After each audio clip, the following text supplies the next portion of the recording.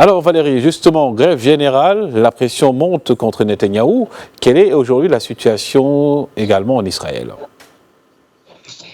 Alors, une situation de crise absolue, c'est clair. Maintenant, en ce qui concerne la grève, elle a été suivie, mais en même temps, il ne faut pas oublier qu'une cour a repris les arguments du gouvernement qu'il avait déclarés illégaux et politiques, et la cour a repris les arguments du gouvernement la déclarant politique. Du coup, en fait, elle a été un peu abrégée d'une certaine manière, et elle ne sera pas normalement reconduite. Les manifestations se poursuivent néanmoins ce soir, notamment devant la maison du Premier ministre à Jérusalem. Les gens sont bien sûr très en colère. Il faut se rappeler qu'hier, 300 000 Israéliens étaient dans la rue et ils ont été confrontés à des violences policières importantes alors qu'ils manifestaient pour demander que les autres otages toujours en vie soient eux sauvés.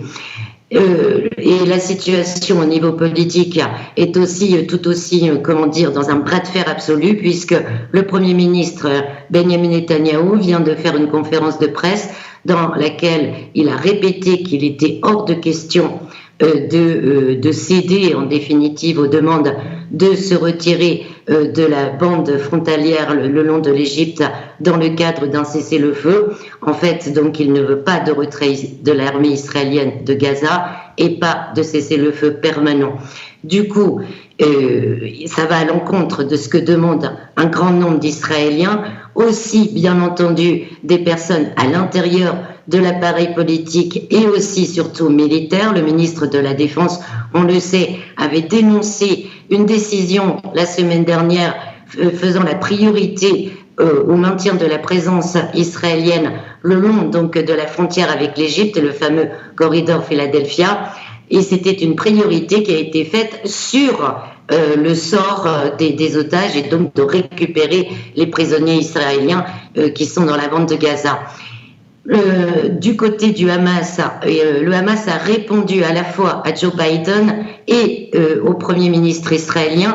Le Hamas a répondu à Joe Biden qui accuse donc le mouvement d'être responsable de la mort des prisonniers et de ne rien faire pour faire avancer les négociations. Benjamin Netanyahou aussi accuse le Hamas de refuser de négocier et affirme qu'Israël est d'accord pour négocier, alors qu'en fait sur le terrain on voit bien que c'est l'inverse.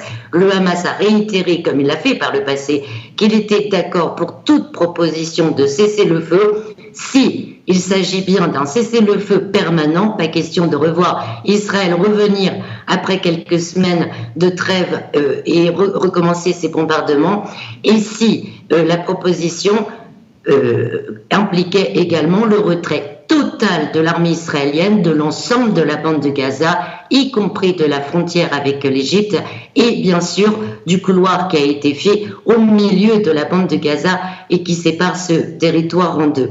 Notons également que Abu Obeida, le porte-parole du Hamas, vient de répondre également au Premier ministre israélien en disant que la seule manière de réellement récupérer les Israéliens prisonniers, ce sera par les négociations, et que si Israël continue ses opérations militaires, eh bien, il ne pourra récupérer que des corps de prisonniers morts. Rappelons enfin que le porte-parole du Hamas avait déjà par le passé dit que les conditions de vie des prisonniers israéliens se durciraient à chaque fois qu'Israël commettrait des massacres pour essayer de les récupérer par la force.